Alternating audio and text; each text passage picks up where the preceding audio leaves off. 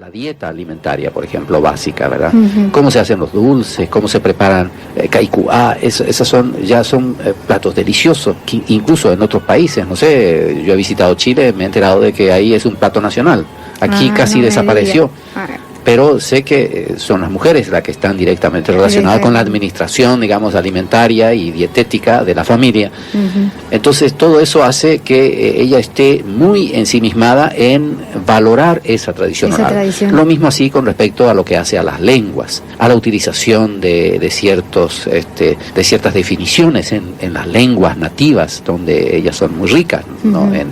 en explicación, uh-huh. Entonces, la mujer en ese sentido también, porque siempre cuando se piensa un poco a los pasioneros o a los estacioneros, se piensa que son únicamente un grupo de varones, cuando que no es así.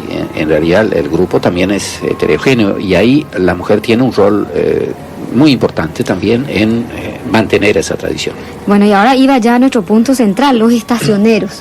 ¿Qué son exactamente? ¿Estacioneros o pasioneros? Les dicen, ¿verdad? ¿Cómo se forma ese grupo? Ahí con justa razón lo que señalabas hace un momento, es decir, con respecto a esa fusión, a esa imbricación, a ese salad bowl, como le dicen en inglés, o sea, esa ensalada ¿verdad? de manifestaciones culturales. Esa cultura 2, es decir, venida por un lado de Europa, ¿verdad? Y por el otro lado, esa cultura nativa, tradicional, ¿verdad?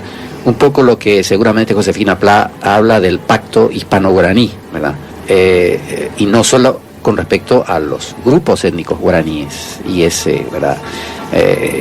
No olvidemos que nuestros campesinos aparecen en 1580, 1600, ¿verdad? Justamente no solo de ese pacto, sino también de ese gran y rico intercambio y valoración respetuosa cultural. Uh-huh. Entonces, ciertas tradiciones aparecen, técnicas vocales, textos, ¿verdad? La propia referencia religiosa judeocristiana, ¿verdad? Que, digamos, se hace carne en una región, ¿verdad? Totalmente diferente de la cual nació ese acto religioso. No sé si me explico. Sí, es decir, las mismas técnicas vocales que le llaman, ¿verdad? Hablan muchos otros hablan de que las reducciones jesuíticas cumplieron también un rol importante en la difusión de esos actos religiosos. Y aquí podemos escuchar uno de ellos. ¿Verdad? Perfecto. Te pregunto antes algo. ¿Se remonta al origen al siglo XVI más o menos? ¿De los estacioneros? ¿De la aparición de estos grupos? Yo creo que ahí más o menos se empieza es decir, lo que se consideran en los textos de cronistas de época los pobleros que le llamaban, ¿no? Uh-huh. Entonces ahí aparece esa fusión por un lado, de imbricación de culturas, de religiones, por un lado la nativa, digamos, la autóctona nuestra, uh-huh. y por el otro la europea. ¿Y se inspiraban en los cantos gregorianos, como dicen algunos? Sí, bueno, yo creo que es un poco más complejo que eso, es decir, uh-huh. A veces... No es tan sencillo decir, se inspiraban así, es una mezcla muy... Personalmente creo que esa experiencia humana que hubo en el Paraguay, por darle esa connotación, ¿verdad?, es muy importante, y hoy estas prácticas están prácticamente desaparecidas, varias... La redundancia. Vamos a escuchar ahora una de las canciones de los estacioneros. Es de una anciana desaparecida, como nos dijo Mito, Minguela Yajarí. Así es, y el grupo también. Yajarí, de un apellido, un nombre guaraní, uh-huh. ¿verdad? De una compañía de Yaguarón, yo registrado eso en 1970. En fin, vamos a escuchar. En 1970, vamos a escuchar y después hablamos. De que auxilio nos dará, nuestra amistad levantará, tanto en vida como en muerte. De la celsa majestad tendremos el dolor.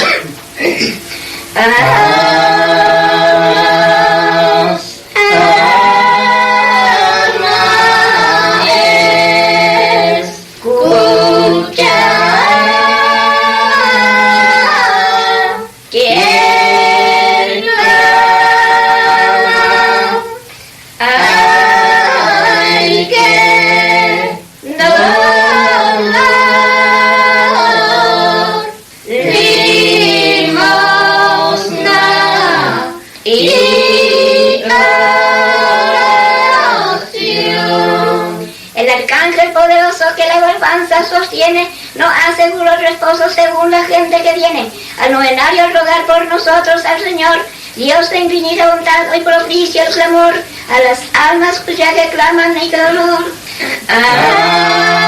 Almas, alma escucha, que clama, ay, que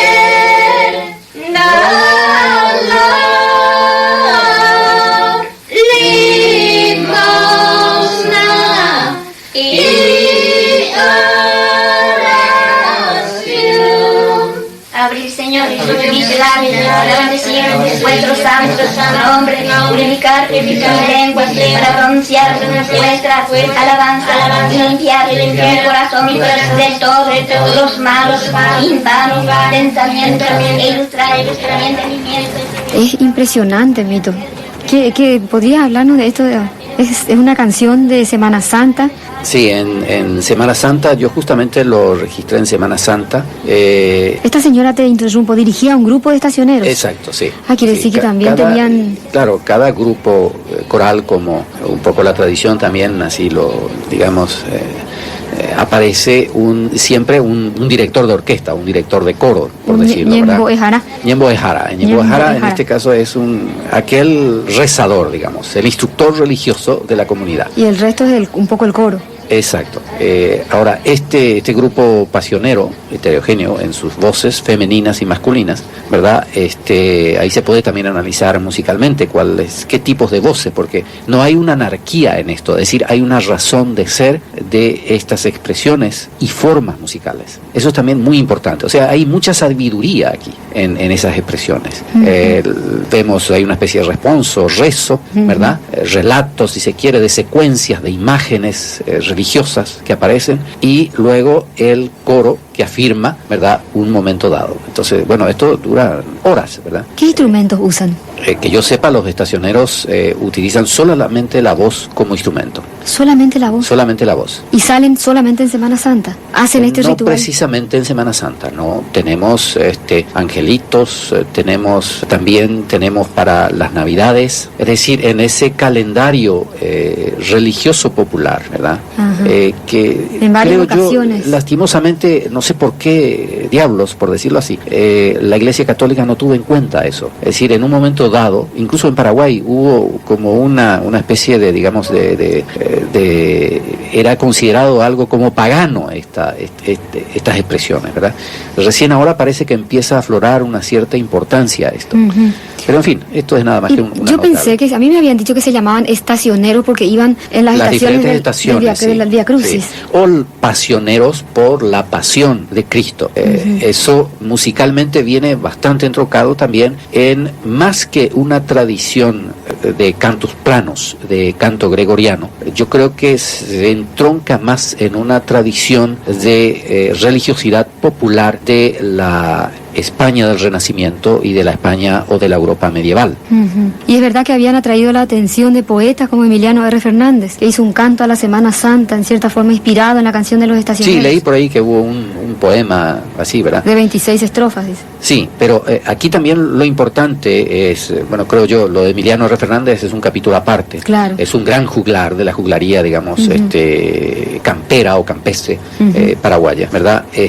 Y es eso también lo que hay que acotar, de que es muy importante entender de que en el Paraguay no hay solamente polcas y guaraní en lo que hace la tradición musical, sino también estas formas musicales inverosímiles, incluso algunas desconocidas, ¿verdad? Y por el otro tampoco no valoradas. Felizmente hoy tenemos la Radio FEM que se interesa en eso, pero está bien. La mayoría digamos, del dispositivo radiofónico nunca va a prefiere emitir una grabación de Michael Jackson, Ramos Peralta, Michael Jackson o Kemil Jambay, antes que estas formas. Estas son formas diferentes. Entonces, aquí hay una riqueza de un aporte también popular, a la conformación del concepto nación, ¿verdad? Como algunos llaman nación paraguaya, en fin. Te cuento que estamos recibiendo llamadas que no salen al aire porque lo que piden es que se haga una grabación de este programa para poder después tener copias. Así que hay sensibilidad también, por menos mal. Ya, me honora. Y antes de ir al corte te iba a hacer una pregunta. No, es un poco larga, vamos a dejar para después del corte. Después del corte seguimos con nuestro invitado de hoy, Mito Sequera, antropólogo, etnomusicólogo, con quien estamos hablando de religiosidad popular y de los estacioneros, entre otras cosas. Seguimos con nuestro invitado de hoy, Mito Sequera. Le preguntaba yo a Mito si estas manifestaciones, ¿cómo exactamente se hacen? ¿En un solo sitio, en una iglesia, se desplazan? ¿Cómo hacen los estacioneros, estos grupos que van...? Bueno, fíjate, en el caso de Curuzu Ara, yo tengo grabaciones hechas en compañías de Capiatá, al aire libre. Es todo un paseo realizado por los pasioneros, ¿verdad?, en las diferentes cruces expuestas delante de cada casita, digamos, en esas compañías. O sea, cada ritual religioso tiene de por sí su propio dispositivo en la puesta en representación. Es algo así como, no sé, como un acto teatral también. Claro, algunos se desplazan así como me decía, ante las cruces, otros en otra forma. Claro, como en el caso de nuestros rituales cristianos, ¿verdad? Cada ritual tiene su propio dispositivo, tiene su propio director de escena, ¿verdad? Hay momentos en que el público participa, hay momentos en que directamente hay un sacerdote que dirige, etcétera, etcétera, ¿verdad? De repente, bueno, son situaciones muy diferentes, entonces cada acto religioso tiene de por sí su propio también, su propia puesta, sí, su modus operandi, eso mismo, su propia puesta en escena, digamos, ¿verdad? Entonces, en este caso de este pasionero, por ejemplo, de esta ancianita con su grupo, ¿verdad? Minguera Yari, que tenía un recuerdo, el prestigio era enorme de esta mujer, era cuando aparecía Minguera Yari en algún acto religioso, en algún acto espiritual de la comunidad, ¿verdad? Incluso en novenas, se la recibía como una chamana, como realmente un personaje de gran prestigio, ¿verdad? Y es eso lo grande también de nuestra historia, es un capítulo de la historia que lastimosamente se desconoce. Fíjate que pueden tener las mujeres un nivel así tan igual al de los chamanes. La Iglesia Católica todavía no nos permite ser sacerdotes. Así mismo. Qué notable, ¿no?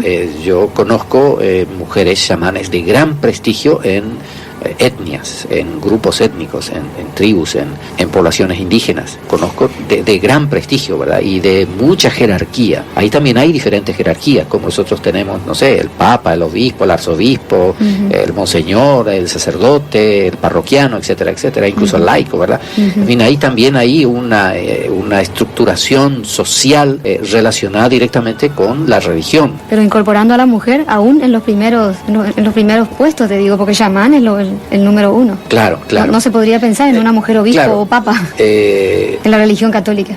Sí, claro, por supuesto, sí, hay diferencias. Entonces, eso es lo que hace también la riqueza en las diferentes culturas, diferentes maneras de ver el mundo, diferentes maneras de producir el mundo, diferentes maneras de verse a sí mismo, diferentes maneras de ver al otro, etcétera.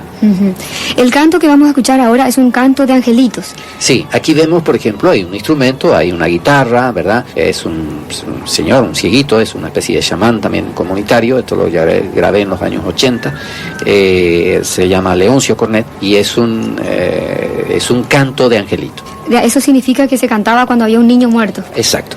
Bueno, vamos al canto de angelitos.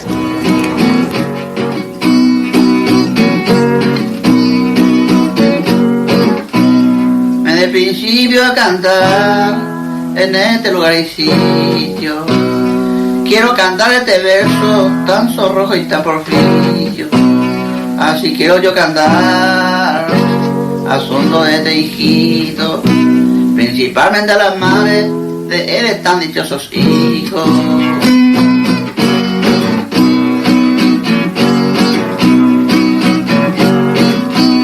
Ay, la gloria y el perdón cristiano fuera femoná, desde que ya haya bautizado entre todos los pecadores, allá haya librar el terror, no comete yo el pecado, así coja gozado el premio de nuestro Señor, la esperanza y salvación de la bienaventuranza.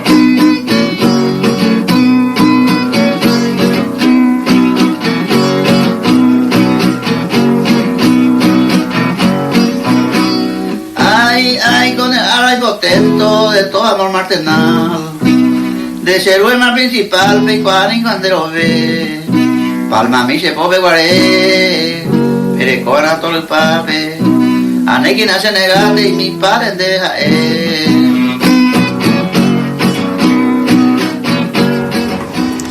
Dios mío, qué dolor transmite, ¿eh? ¿Podés explicarnos, Mito, cómo en esta última canción se ve mucho de la religión ya, de la católica? Sí, habla claro. De las anteriores también, sí, hay como decía, hay un sincronismo religioso, es decir, por un lado está esa vivencia religiosa indígena y por otro lado también esa vivencia religiosa judeocristiana. Se escucha, viste, ya el bautismo, ya fue bautizado, entonces está salvado. Claro. Qué impresionante. Así es, hay todo un relato ahí. Esta canción la grabaste en una oportunidad en que habría un niño fallecido. Sí, en una compañía de Yaguarón también, ¿verdad? En la compañía de Yaguarón. No en un acto, digamos, in situ, real, ¿verdad? Porque generalmente yo tengo otras grabaciones en situaciones mucho más duras, mucho más difíciles, ¿verdad? ¿En serio?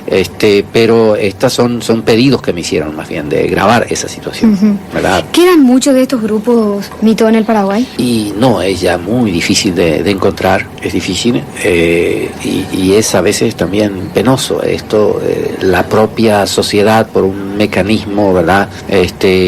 Hacia una modernidad ambigua, ¿verdad? Porque hay que ver lo que significa sentirse bien, estar bien también, ¿verdad? Hay que ver lo que significa calidad de vida. Si calidad de vida es destruir su propio patrimonio, en realidad yo no sé a dónde vamos, ¿verdad? Tampoco se trata de ser paseísta, es decir, de vivir en un pasado, absolutamente. Se trata de que los pueblos comprendan y los estados también entiendan de que también los gobiernos pueden acompañar al pueblo a entender esa tradición, pero para que esa tradición superviva es importante que la sociedad movilice también sus propios recursos espirituales, sus propios recursos económicos, ¿verdad? Para valorarla, mantenerla, enriquecerla incluso. Yo no estoy de nada en contra de un Michael Jackson, sino que me apena de que muchas veces sea a costa de lo nuestro. Claro. Te iba a hacer una pregunta. Esta importancia que vos decís que debe tener para el Estado, ¿qué significa? ¿Cuál es la mejor forma de preservar la autenticidad de esto? Porque ¿no te da un poco de miedo que pase como con los indígenas del Botánico que se disfrazan y todo ante los turistas? Que no se llegue a eso. ¿Cómo hacer que el equilibrio sea perfecto? Voy a dar un solo ejemplo. Una vez le pregunté a Margarita Carlsen cuánto dispone nuestra Biblioteca Nacional como memoria escrita, es decir, cuántos documentos, cuántos volúmenes tiene. Y ella me respondió, no más de 4.000. Estamos en una situación catastrófica en lo que hace a nuestro propio patrimonio cultural. Sé de que algunos esfuerzos se hicieron en mantener, recuperar, restaurar, ¿verdad? Por ejemplo, no sé, documentos del archivo que prácticamente fueron comidos por ratas. Les llovía encima, lo he visto con mis propios ojos cuando acompañé a mi marido una vez en una investigación. Así mismo, cuántas veces yo también he acompañado a miembros de organismos internacionales tratando de interesarlos en eso. Es importante que una nación, un pueblo, comprenda cuál es el gran valor que tiene, ¿verdad?, estos elementos culturales. No solamente los escritos, no solamente los documentos. El patrimonio cultural más importante del Paraguay es el patrimonio oral, no es el patrimonio arquitectónico. Yo sé que es importante que los arquitectos comprendan también esa labor de restaurar, de proteger, etc. Pero en tu opinión es más rico nuestra herencia oral. Lo más importante es ese patrimonio oral. Y lo más difícil de mantener. Cuando desaparece ese patrimonio oral, ya nunca más se recupera. Entonces, ¿cómo luego atarlo? Yo a veces, hablando con administradores de la República, los entiendo un poco en su tosudez. Que en el Paraguay no existen siquiera estudios sobre nuestra historia, es decir, cómo funciona la economía. Cuando no existen estudios e investigaciones sobre técnicas agrícolas, muy importantes, que se entroncan perfectamente con lo que llaman hoy, no sé, una agricultura ecológica. Entonces, ¿cómo ellos van a poder entender lo que hay que hacer si no saben lo que somos y lo que poseemos? Entonces, manos a la obra. Antes de que sea muy tarde. A una gran campaña de protección y recuperación, no solo del patrimonio natural, sino del patrimonio cultural, porque lo que rodea al ser humano se explica lastimosamente a través de la palabra o a través de lo escrito, de lo que se vivió o lo que se vive o cómo se ve una planta o cómo se utiliza una parte de un animal para medicina, para alimentos o para lo que sea. Cuando esos pueblos desaparecen, cuando esos pueblos están considerados como pueblos miserables, viven en situaciones infrahumanas, cuando esos pueblos son olvidados, son marginados, entonces el país no puede funcionar. Imposible. Está olvidando una parte de sí mismo. Esa dimensión cultural debe ser tenida muy en cuenta en todos los programas de desarrollo. Es un poco la labor nuestra aquí, abocada, ¿verdad?, de recuperar, de colectar, no para que un día, ¿verdad?, exista un archivo oral o un archivo o un museo de la palabra y poder guardar estos registros, porque tú sabes que hay deterioro del papel, hay deterioro de cintas magnéticas, etcétera. Hay técnicas para mantener eso, ¿verdad? Entonces es importante de que el Estado, ¿verdad?, promueva la investigación. ¿Y qué oficina tendría que encargarse? ¿Qué ministerio o en qué ámbito del gobierno vos ubicarías la responsabilidad? Bueno, yo no sé si es que valdría la pena crear un Ministerio de la Cultura, aunque es muy importante. El problema es saber primeramente lo que somos y lo que poseemos para decidir lo que se deba hacer. Hay un capital humano que se está perdiendo. Hay conocimientos que se pierden. Estos conocimientos también se pueden cuantificar. Las tribus, las etnias del Paraguay nunca necesitaron de un Ministerio de la Cultura para proteger sus propias tradiciones, su propio patrimonio. Nunca necesitaron de un patrimonio, de un ministerio de, fíjate el nombre, la denominación, agricultura. Fíjate qué grande la denominación, pero qué poco entendimiento técnico se tiene de ellos. Realmente, nunca había pensado en ese nombre, agricultura, la cultura del agro. Qué interesante. Y así otros institutos de bienestar rural. Pero ¿qué significa eso? Es decir, ¿dónde estamos? ¿Qué es lo que estamos haciendo? ¿Construyendo o destruyendo? Dos segundos. Te hacía la pregunta de cómo preservar, Mito, porque he leído en los diarios que habían estado grupos de estacioneros o un grupo, no sé muy bien, en el palacio y cosas así. ¿Cómo hacer que no se conviertan en una cuestión, en un mero ritual, o una mera golondrina que no hace primavera? Claro, no, o peor que eso, que se empiecen a desvirtuar las autenticidades de sus expresiones en aras del turismo o del, qué sé yo, porque como pueden ser de pronto algo muy llamativo. Disculpa, personalmente yo sufro profundamente esa marginación. Mi disciplina no está tenida en cuenta. Yo nunca jamás he sido ni contratado ni tengo ningún sueldo como técnico en lo que soy, ¿verdad? Entonces, lo importante aquí es decidir políticas, llevar a cabo acciones, programas de acción que puedan traer la dimensión cultural en un centro focal de los programas de desarrollo, de todo programa de desarrollo, ¿verdad? Un programa educativo debe tener muy en cuenta la protección y la revalorización o revitalización de lenguas nativas.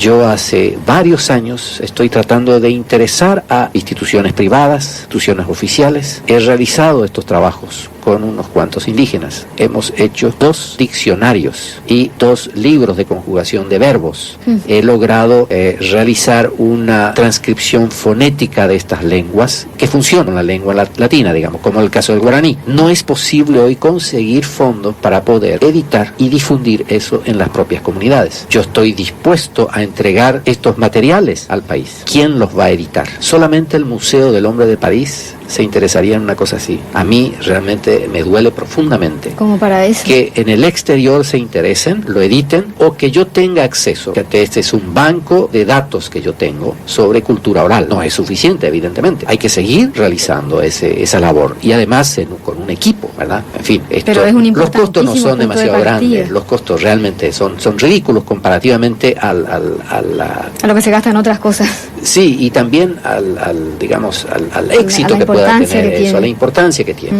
Entonces, va un poco por ahí, es decir, y es penoso cuando que nuestra imagen internacional de una nación con una cultura guaranítica, etcétera, etcétera, ¿verdad?, nos dan una imagen de for export, que en realidad no la es absolutamente. Este es el país más de equipos que se ocupan, técnicos que se ocupan de cuidar, registrar, de colectar, ¿verdad?, de estudiar, etcétera, etcétera.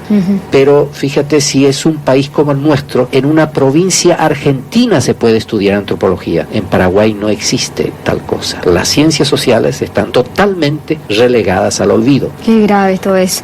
Bueno, lamentablemente llegamos al final de nuestro tiempo y pienso que vamos a invitarte otra vez, Mito, porque me gustaría mucho poder conversar para los oyentes sobre la experiencia concreta. Es otro tema ya, es decir, dentro del mismo tema de cómo fuiste coleccionando, guardando todo esto de la tradición oral. Creo que fue sumamente interesante. Repito que hemos recibido varias llamadas y para los que pidieron las grabaciones grabaciones se hicieron desde el momento en que fueron solicitadas, así que podrían pedir una copia acá en la Radio FEM. Mito Sequera, muchísimas gracias por tu presencia en nuestro programa. Esperamos tenerte una segunda vez para que nos cuentes de tu experiencia.